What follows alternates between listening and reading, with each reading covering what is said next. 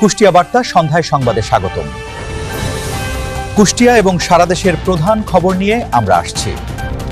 মাদারীপুর পৌর শহরের আমিরাবাদ এলাকায় একটি ভাড়া বাসা থেকে একই পরিবারের ৩ জনের মরদেহ উদ্ধারের ঘটনাটি ঘটে ১৭ মে রবিবার দিবাগত মধ্যরাতে, আজ ভোররাতে।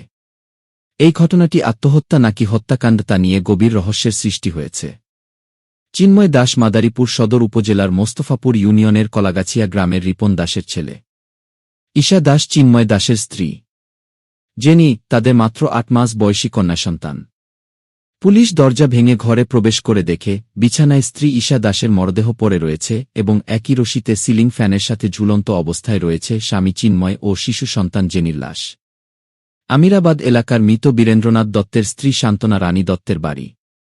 এই বাড়িতে চিন্ময় দাসের দূর সম্পর্কের আত্মীয় ও ইতালি প্রবাসী যতীন বাড়িয়ের স্ত্রী মিষ্টি বাড়ি গত ৩ বছর ধরে ভাড়া থাকেন। ঢাকা থেকে চিকিৎসা শেষে তারা এই আত্মীয়ের বাসায় বেড়াতে এসেছিলেন। মৃত্যুর প্রকৃত কারণ জানতে পুলিশ তদন্ত শুরু করেছে। ঘটনাটি হত্যা নাকি আত্মহত্যা সেটি এখনও নিশ্চিত নয়। ২০২৬ এবং ২৭ অর্থবছরের বার্ষিক উন্নয়ন কর্মসূচি এডিপি চূড়ান্তকরণ ও অনুমোদনের লক্ষ্যে রাজধানীর শেরেবাংলা নগরের পরিকল্পনা কমিশন মিলনায়তনে জাতীয় অর্থনৈতিক পরিষদের এনইসি গুরুত্বপূর্ণ সভা অনুষ্ঠিত হচ্ছে। দেশে মানব পাচার ও অভিবাসী চোরাচালান প্রতিরোধে নতুন কঠোর আইন কার্যকর করা হয়েছে।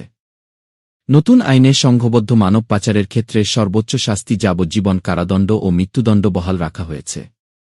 সীমান্ত দিয়ে ভারত বা অন্য কোনো দেশ থেকে যাতে অবৈধভাবে পশু প্রবেশ করতে না পারে সেজন্য বিজিবি, পুলিশ ও জেলা প্রশাসনকে সাথে নিয়ে কঠোর নজরদারি ব্যবস্থা গ্রহণ করা হয়েছে। এটি ছিল আজকের সর্বশেষ খবর। কুষ্টিয়া বার্তা নিউজের সাথে থাকুন।